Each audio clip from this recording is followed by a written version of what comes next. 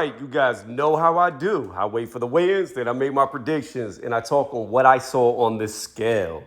Before I get into it, you know how I do. Hit that thumbs up or that subscribe if you're new here. With that being said, let's get into the video.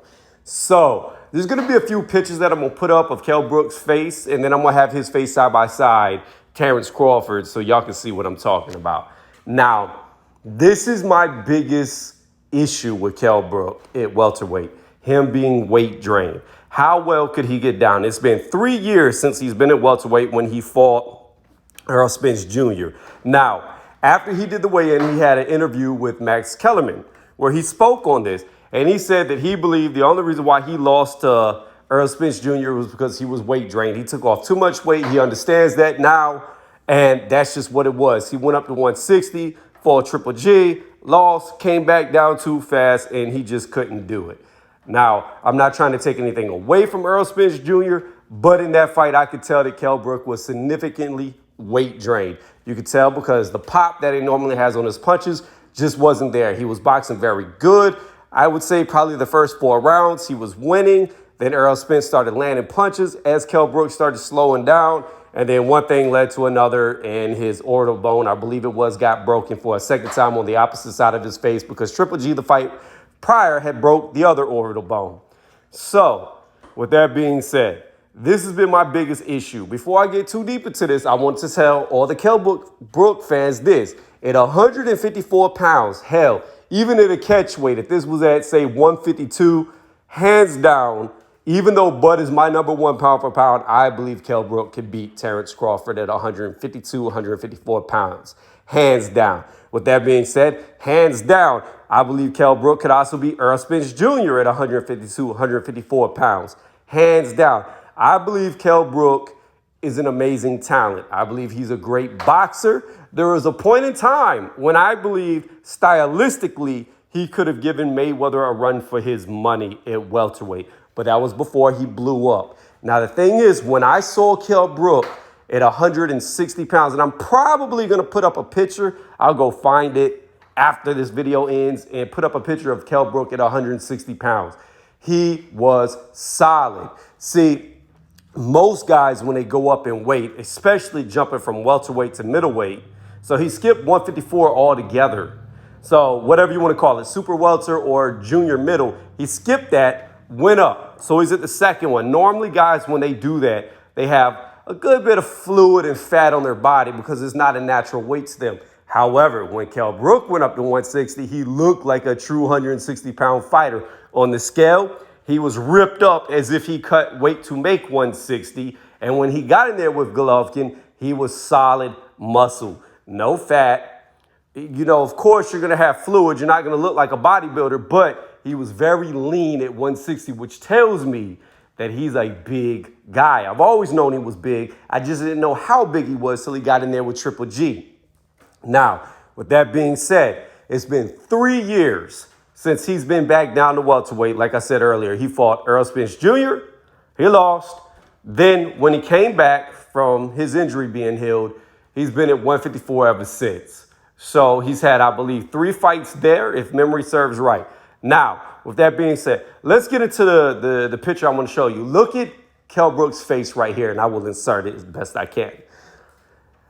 Everything in his face looks bad. His cheeks look sunken in. His eyes look sunken in. He looks very frail right here in the face. Now, here comes another picture, and it's going to be a picture of Bud Crawford and Kell Brook side by side where you can see their faces. Now, when you look at Bud's face, you can see how filled out it is. Although it does look a little sunken in, it's very minimal. You can see his cheekbones are sticking out a little bit, but overall, Bud doesn't look that bad. I will say you could tell the weight was affecting him a little bit because after the weigh-in, the post-fight interview that Max Kellerman gave, he was coughing a little bit while he was drinking water, which tells you that either he drank the fluid too fast from where he pulled it off, or he's feeling a little ill trying to get rehydrated. But I did like the fact that he was rehydrating, whereas Kell Brook never drank any fluids, which is dumb. You need to start on that as quick as possible. But with that being said, you can look at his face. you can see that it's pretty much filled out, just slightly not as much where it should be. Whereas when you see Kell Brooks beside him, look at how sunken in his underneath his cheekbones they are. Look at how protruding his cheekbones are. Look up by his temple and his ear to where it meets the side of his head. Like, you could just see every detail of the bones underneath the skin, which tells me what I've been fearing. He is highly weight drained. I'm going to get off the weight drained right now and say this. I cannot pick Kell Brook to win this fight because I believe the weight is going to be an issue. I believe for the first 4 to 5 rounds, he's going to do what he always does. He's going to look good boxing, plus Bud is slow to start. He's going to look good boxing. He'll use his strong jab that he has, pop Bud's head back, and he's got really good lateral movement as he's attacking too. Bud can counterpunch. Bud can switch to southpaw. That's another thing. I think early, if Bud switches too much, I think Kell Brook is good enough to where he can catch him in between transitions. I think Kell Brook will be able to do that. But again, I think the weight is going to become an issue and he's going to start to slow. And when he starts to slow, it's only going to be a matter of time before Bud puts him away because Bud's just going to keep applying more and more pressure. It's going to be like that wave I talk about where it's starts off small in the ocean, and as it gets closer to the shore, it becomes a tidal wave. It's just going to build up on him, and I think Bud's going to get him out of there. You know, Kell Brook, to my knowledge, has never actually been stopped. Like when he fought Triple G, towel was thrown in. When he fought Earl Spence, he pretty much quit because of his eye. But both times he lost to TKO, he was never really put down and out. This fight, however, I believe that he's probably more than likely going to get put down. I don't know if he'll get put out, but I definitely believe he's going to get put down and he's going to stay down. And I don't think it's going to be per se from a knockout punch. I believe it's going to be from accumulation of punches and hit the weight drain just taking its effect. When you're weight drained, you lose strength, speed. We could say power as well, because I don't really consider that the same as strength. And endurance, most importantly, is what you lose. And if he loses endurance because he's weight drained, I could just see accumulation of round after round after round after round, his body just giving out to where his mind wants to go, but his body just, it has nothing left. And I think that's what's going to happen. I'm going to say, haven't done my prediction on this yet, but if I had to guess, I'm going to say that Bud's probably going to get him out of there around the 10th to 11th. I don't think he could do it in the 9th because Kell Brook's very tough, very durable. But I think around the 10th to the 11th, if Bud pressures the body. I think that's going to be a big key to victory here is not only is Bud going to go upstairs, but he's got to work that body. And I think after about the 4th or 5th round, when you start to see Kell Brook let off some steam and he's slowing down, that's when the body work will begin. I think in rounds 1 through 4, you're going to see Bud be more upright. If he does hit him to the body, it's only going to be single shots here or there because you don't want to get caught too early to the face, especially against a guy at 154 who has knocked people out with single shots. Because I think a lot of people argue with me, but I think Kell Brook hits hard. I think he's got a lot of pop if he's 100%. I don't think his body is built for 147. And that's what's unfortunate here is that I don't believe this should be a welterweight fight. I believe it, like I said, it should be catchweight, 152 or 154 to really see, Kell Brook at his best versus him getting this small. Now, again, to get back what I was talking about with the breakdown, the prediction, I see early Bud places shots very carefully. I could see him getting hit by the jab a good bit, especially in the first 2 to 3 rounds, because Kell Brook has a very good jab. The only thing that scares me about Kell Brook's jab is when he power jabs, he has a very wide stance, and it's almost like he's fencing with a sword, but he doesn't really bring, like a fencer, the sword's always out there. So what I'm saying is when he comes with that quick, hard punch, whoop, his hand kind of stays out there. It doesn't recoil back super fast. It almost looks like a fencing sword to where it's still hanging out there. With Bud, especially if he switches to southpaw, he can catch him with hooks, check hooks off of that jab. And I don't know if it's going to be a factor early, but I definitely feel like the check hook will be a factor later in the fight. So, again, Kell Brook's strength could also be a weakness depending on what stance Bud Crawford fights him in. And I think Bud is best at southpaw. But we shall see. But again, like I said, how I see it going is rounds 1 through 4. Bud's going to be slow like he always is. He's going to definitely get hit to the face by some jabs. People may say he looks vulnerable to the jab. I don't think he'll be vulnerable to the jab. I just think Kell Brook's got a very good jab to make him look vulnerable. Again, rounds 1 through 4, slow. You'll see him get hit. I think Bud will more or less pop shot and look to set up counters. He'll probably miss by a good bit. At least in the first 2 rounds, I think he's going to miss Kell Brook by a good bit. Kell's going to feel good. But then again, like I said, round 4 to 5, I think you're going to see him slow down. And that just so happens to be when Bud starts to speed up. And then I think the body shots are really going to start being placed good. It'll leave him open to the face around the 7th. And then I think, like I said, around the 10th, 11th, it's just going to be an accumulation of him just not having the endurance to last. I do not think Bud has a true shot that at 100% Kell Brook could put Kell Brook away.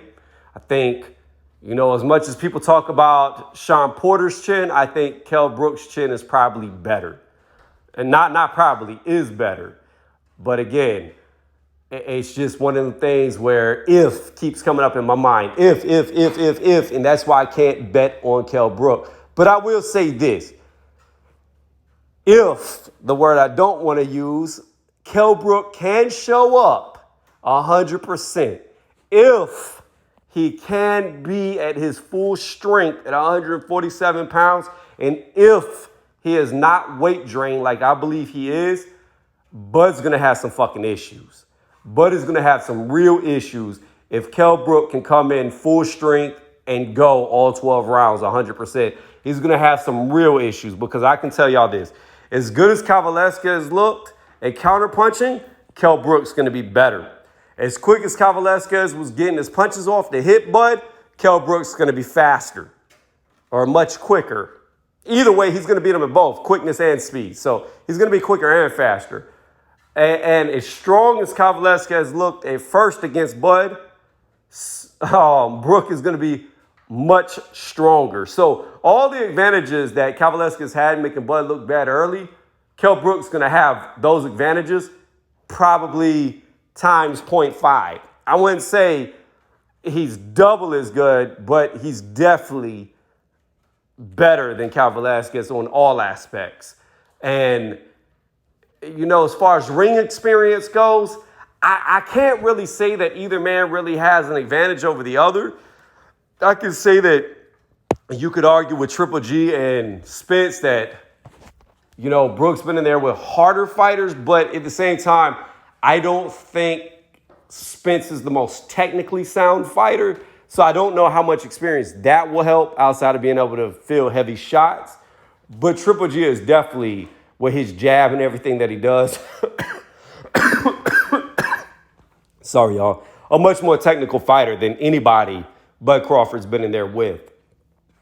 So I don't know. Again, to conclude this video, because I know it's going long, it all comes down to where Kell Brook shows up and how well he can handle being 147 pounds. I know there's no rehydration clause, which may bring him back to, if not 100%, 90, 95%. That might be the blessing in disguise because he doesn't have to stay within 10 pounds of the weight limit like he used to with the belt that he used to hold.